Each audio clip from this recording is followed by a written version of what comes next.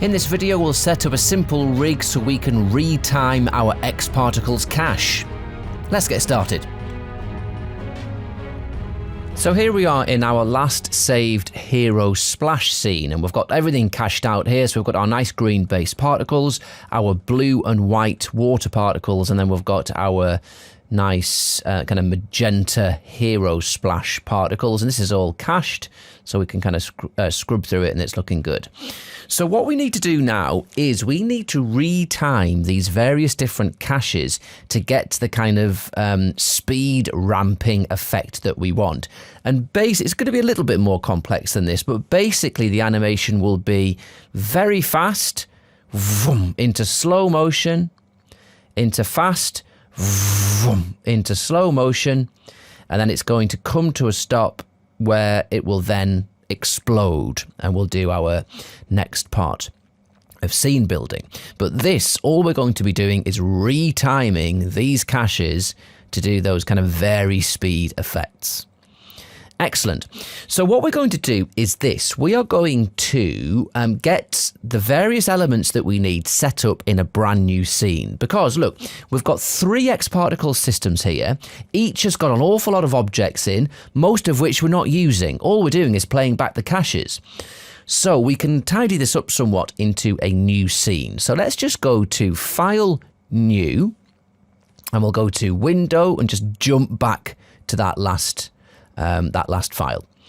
Okay, so what we're going to do is copy and paste across the various different objects that we want to play. So in our first system, we know that we're going to want our emitter base spheres, and we're going to want our cache object. But here's, if you want to copy a cached object across to a new file and you want it to remain linked to the cache object in question, you need to go to the cache tag and just make sure that you have this copy cache data selected. So we'll click on that, we'll hold Control and highlight the cache object as well. And look, whilst we're here, let's just bring the camera. So hold Control and click on the camera and then hit Control C to copy. Then we'll go to Window, our new file, and hit Control V. And all of those items come in, but one thing isn't working correctly. Look, this cache is green, which means that it's not active at the moment. And the reason that that cache is green is because in the settings, do you remember that we checked only in same system? But now we've removed it from a system. So none of these objects are talking to each other because they're not in the same system. So what we need to do is just at this point, we can now deselect that, and look, it's enabled and it's gone red again. Perfect. So that's the first cache that we need. And we could actually rename that, couldn't we? Let's rename that whilst we're here. We'll call it cache base. There we go. So before we bring the next points across, let's just get saved up here. So we'll go to File, Save Project As, and we will go to our water spin. We'll make a new folder and we'll call this 04 Retime. All right, and let's just copy that name, go into that folder, and we'll call the file Retime, and then look, give it a version for the incremental save, and hit Save. All right, very good. So what we're going to do is we're going to bring in all of the cached objects, and it'll be useful if we can kind of stay organized. So what we could do is we could arrange them in nulls. So let's go to the object menu and bring in a null. And we will rename this and we'll call this, let's call this base spheres. Always seem to put an extra capital in. There we go. Base spheres, and we'll put both of these items inside of the base spheres. Okay, very nice. So we'll go back to our hero splash scene. We can close this system. Let's open the system water. And what do we want? Well, let's go into both of these cache tags on the emitter foam and the emitter water and ensure that copy tag data is selected. Then let's go to our cache object. So we want this, and let's hold Control to select our emitter and our foam. And that's all we need from there. So let's hit Control and C. Go back to our new scene. Hit Control and V. Our cache water is no longer linked anymore. And that's because, remember, we need to go to the object and deselect only in same system, because they're no longer in the system. We've taken them out of there. So let's do that. And you see it's gone red. Great. And we could put that in a null as well, couldn't we? So let's get another null, and we'll call this null. What are we going to call this one? We could call this water.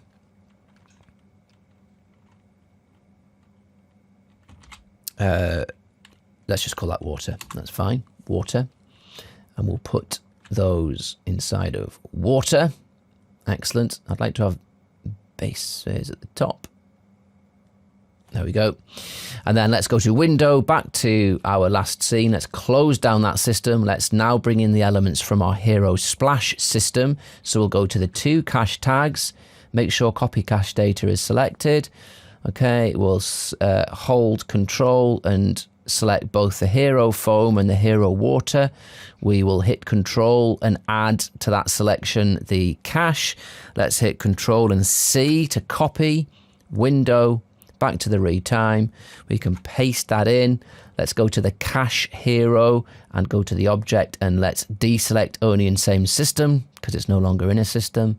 Take it out, and then we'll do one more null, and let's call this one hero. Put that below water, and then let's put those objects inside. Perfect. So now we have our new scene. And the only objects in this scene are our cached emitters with our various different qualities. Of course, now in our new scene, we only by default have 90 frames. Let's put that up to, say, 300.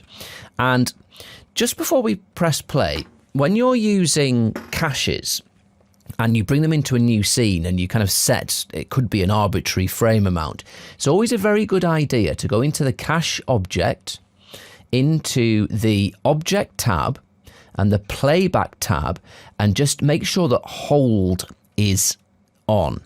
And that just means that when it gets to the last cached frame, it won't try and revert back and play the simulation. It'll just hold it, pause it on that last cached frame. So we'll just do that with every single cache object. Go to the playback, make sure hold is selected. And let's go to the hero cache as well, playback, hold. Great. And now we can scrub through this and it'll keep going until we get to the last cached frame, and then it will pause. Fantastic.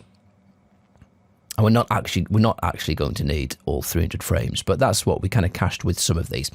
We've lost the detail of our base particles, and that's because in our new scene, we don't have ambient occlusion selected in the enhanced OpenGL settings. So let's put that, and now you can see this nice shadowing, and we can see our base spheres.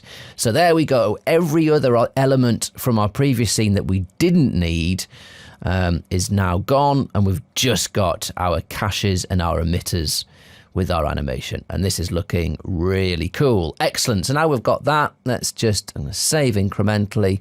So that's ready to go.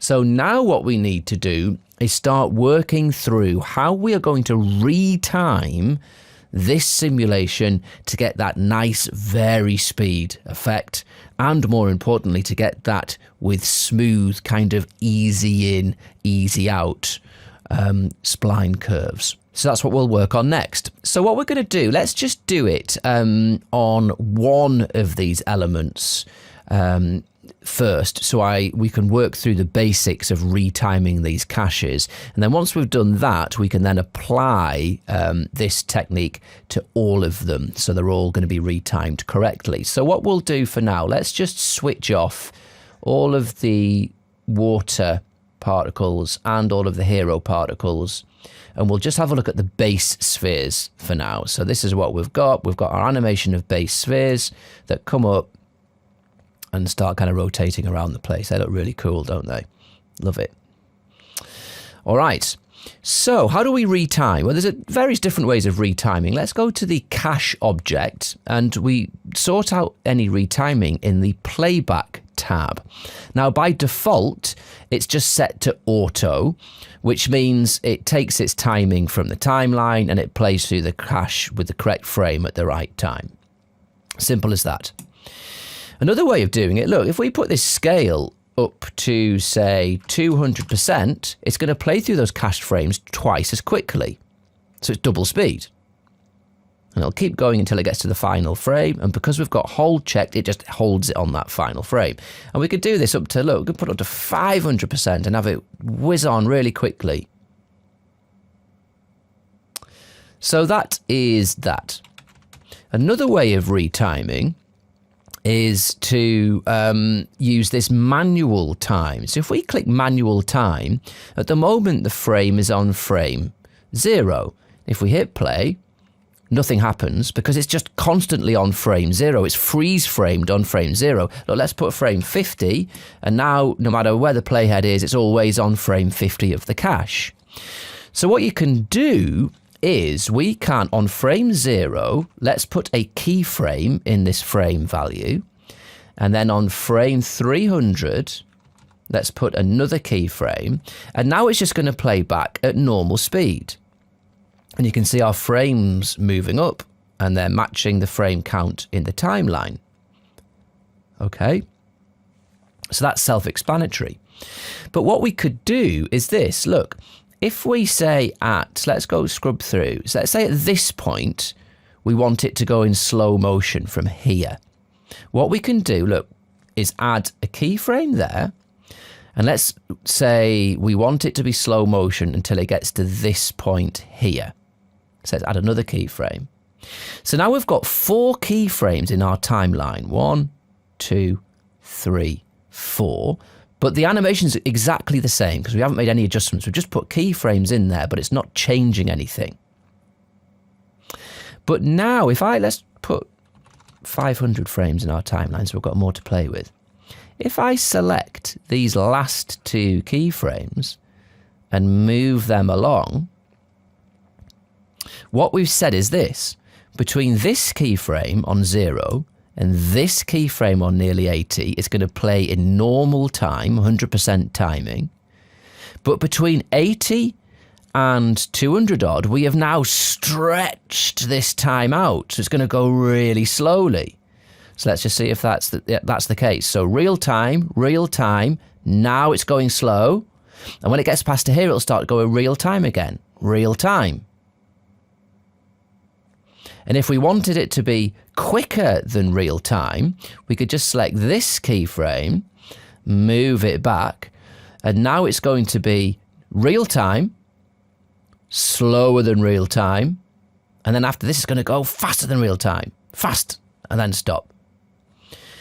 So we are able to make some interesting retiming adjustments with this. The problem with this technique is that there is no ramping of the speed. It's either at full, then suddenly it's at slow, and then suddenly it's fast. And we don't get a kind of an ease in and an ease out of these changes. And if we, if we go to Window, Timeline Dope Sheet, we can see that we have got our keyframes here in our timeline. These are the cached ones. But because this is this frame, which is the frame in our cache object, because this is time, in Cinema 4D it's not possible to have Bezier animated animation splines for a time function like this. So if I go to the F-curve view, you'll see that there isn't an F-curve being drawn. It just isn't available because this type of function within Cinema 4D, this time, it's not able to have a spline. So we can't get that ease in and ease out. We can just have keyframes which give it kind of an exact amount.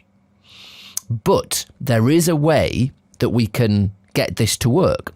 And it is actually a relatively simple rig that we're going to build using a bit of incredibly simple Expresso, which means we are going to be able to get a spline curve to adjust those keyframes to get really nice speed ramping up and ramping down. So that's what we're going to have a look at now. So let's go and just get rid of what we've already done. So in our frame where we've put all these keyframes, let's just right click, animation, and delete track, which will just get rid of all of those keyframes so now they don't exist anymore. And we'll just take manual time off. So now we're just back to our normal cache playing through in real time. Okay. So we need to be able to create a nice kind of spline curve in the timeline where we can adjust keyframes and have ease in and ease out. And this is how we're going to do it. First of all, we are going to go to base spheres, just our null, which is holding our emitter and cache object. And what we're going to do is we're going to go to user data and create a new bit of user data. So we'll click on user data, add user data, and we get our user data manager. So this is the new bit of user data that's been added.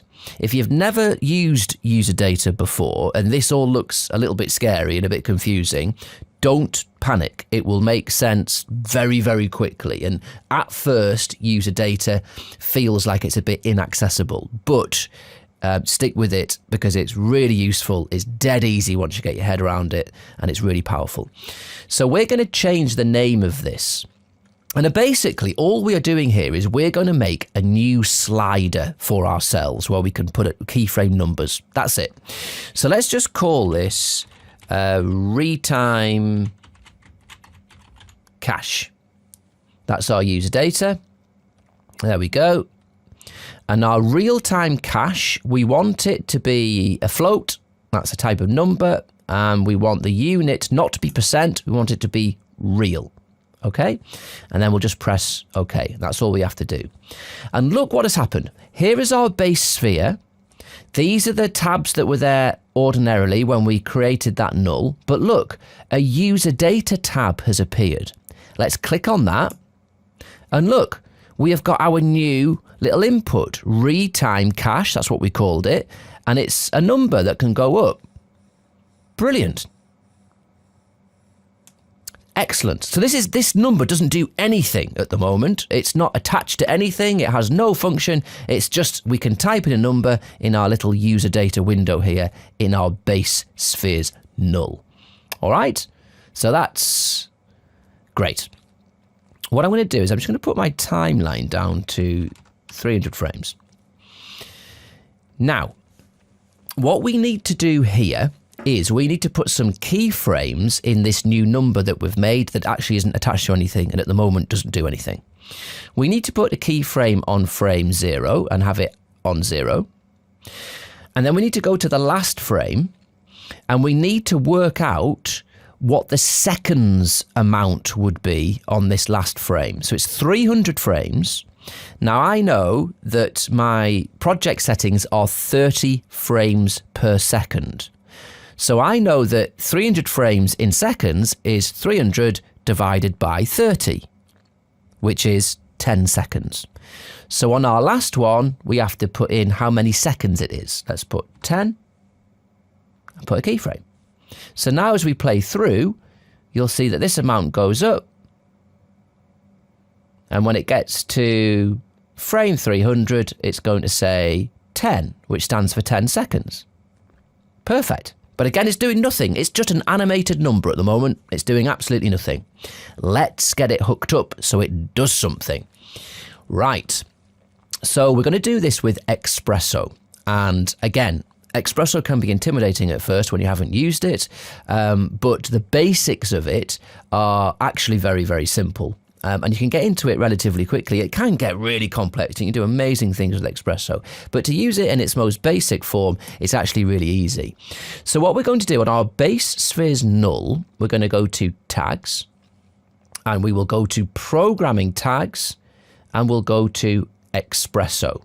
So again, if you're not using R21 and your tags menu looks different, all you need to do is hold Shift and hit C, which brings up the commander, and then just type in Expresso, and then look, there's an Expresso tag, and that will come into the scene. So you can always find these tags, even if your menus look different.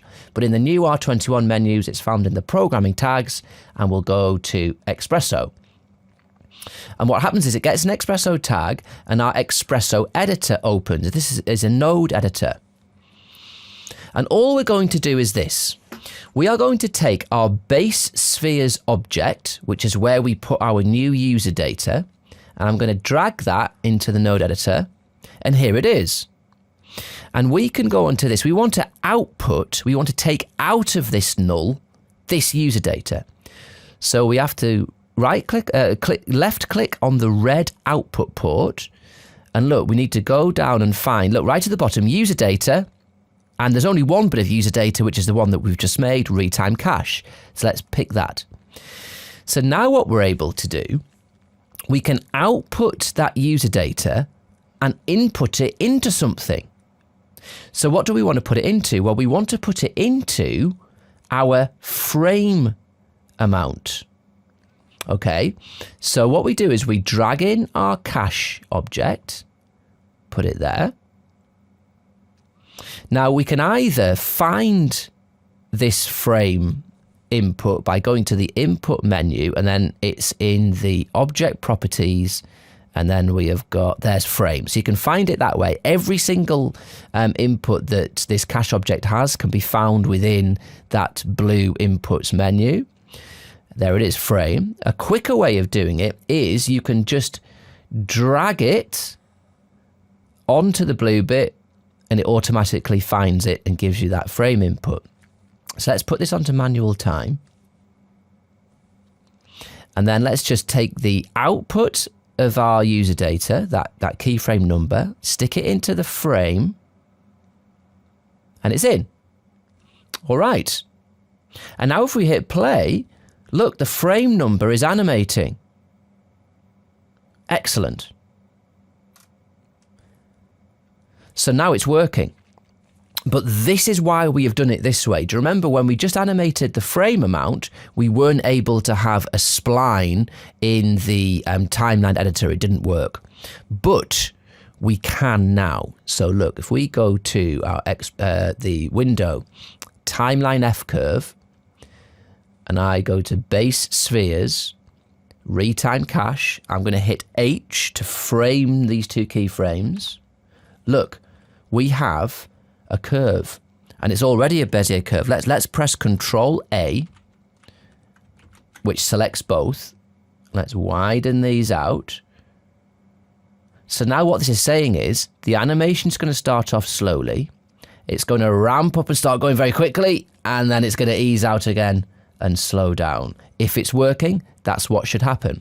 So let's just make that timeline a little bit smaller. So if this is working correctly, slow animation, slow, ramps up quicker, and then slows down smoothly. Amazing. So we have managed to get this F-curve timeline editing on a function within the cache object that actually you shouldn't be able to do this. But we have managed to do it with a very small rig. And it means that, look, if I change this slightly, let's just, I'll undo that. Let's deselect this top keyframe and just select the bottom one. Let's move this handle, let's move this handle up. So now what we're going to do is have a really fast animation, and then it's going to start slowing down and slowing down. So let's see how that looks. So that's a little bit too fast, isn't it? That's going berserk at the beginning. Let's just make that slightly less aggressive. But perfectly smooth, and it ramps down and then gradually comes to a stop. Amazing. And if you wanted to, I mean, look, you could, let's just take these to demonstrate further. Widen out my timeline. Hit H again. If we take, let's put, what could we do? Let's get another keyframe. at, say, frame 81, we'll put another keyframe on our base spheres user data. Here it appears in the timeline, so we have another keyframe to play with now. And look, we can actually start moving it backwards and forwards. So now, if I hit H to frame that, let's just make that a bit smaller. So now we have got our retime, and then it starts going backwards. And it's all these smooth curves, and there's no jitteriness in that playback. It's working perfectly. So a fantastically powerful technique to be able to retime caches. And this is what we're going to do to retime all of our caches to give us the really striking kind of speed ramping effect of this animation. So now that the basics have been covered, let's get this set up and then we'll be ready to start moving through it properly. So what have we got? Let's just go and reset what we had here. So we'll go to my retime cache, which now has 4 keyframes in it. I'm just going to right click, animation, and delete track, and let's just start that again to be sure. So on frame 0 it is 0 seconds, and on frame 300 that is 10 seconds. So that's now keyframed correctly, and again look, that's working again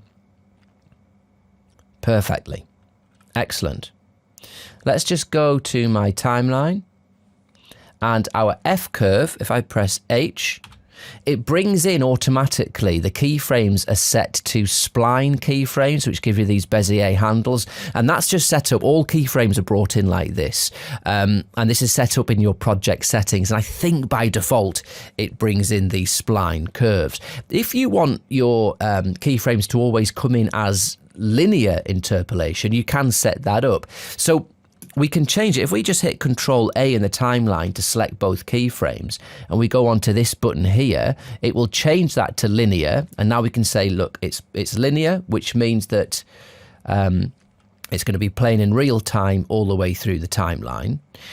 You can, as I said, set that up in your project settings so they always come in linear. To do that, just hit Control D, go to your key interpolation settings. By default, it'll be on project settings. Go to key interpolation, and look, you can change it from spline to linear, and then they're always going to come in as linear keyframes. So let's just keep that on that for now. So we've done our base spheres. So let's do our water. We need to build a similar rig. So let's go to our water null, and we can go to user data, add user data. We're going to call this user data the same. We're calling this retime cache. And we need to keep everything kind of default, really, other than this unit needs to be real, not %. Hit OK. And all that does, it creates this number that we can animate that's not attached to anything yet. So let's go to frame 0 and hit a keyframe for 0 seconds. Let's go to frame 300 and hit 10 for 10 seconds. 300 frames is 10 seconds. So now that's moving. Still, it's not attached to anything. So what we need to do is create our little Expresso rig. So let's go to tags, programming tags, Expresso. There we go. So what we need to do is 2 things. We need to drag in our water null that's got our new user data on it. Let's find that user data output from the red menu, user data, retime cache. And then we need we're going to be driving, let's just activate all these. We're going to be driving our cache water. So let's go to the playback tab. We'll put it on manual time, and we need to animate to drive this time function here, this frame, by this output. So we do that by bringing the cache object into the Expresso editor. I'm going to hit Control, double click here, which widens it so we can see all the text. And then the quickest way to find this input value is you can search through all of the various different inputs until you find it. That's fine. Look, it's in object properties and frame.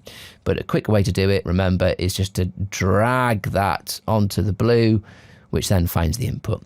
Then we'll hook these up. There we go. So that is hooked up.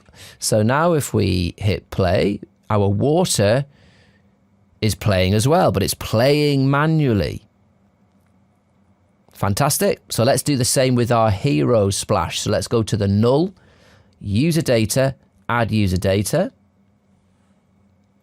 Let's change it to retime cache. We'll put it as a real unit and hit OK. And then on frame 0, we'll put a keyframe. And frame 300, we'll put 10 for 10 seconds. And then we'll go to tags, programming tags, Expresso. Let's drag in our null. We'll find our user data output. There it is. Let's activate our cache. Drag in our cache object. Control double click to highlight the to show the entire title. Then in the cache object, go to playback. Make sure it's on manual time, and we'll drag our frame input onto the input list. Hook them up. Go out. And now they should all be animating together. And here comes the splash. There we go, looking good. Very cool. And if we go to our timeline F curve, and let's select all of these, and look, they all have two linear keyframes, which means that the time is running in real time as if these were just playing by default. But now we have created the ability to use our timeline F curves to retime all of our various different cached simulations. So that is hugely powerful. So now we are ready. We can save an incremental version of this scene file, and we're in a position where we can start animating these in great detail, running off some hardware renders and making sure that we have got the look that we want. So that's what we'll pick up on from this point in the next video.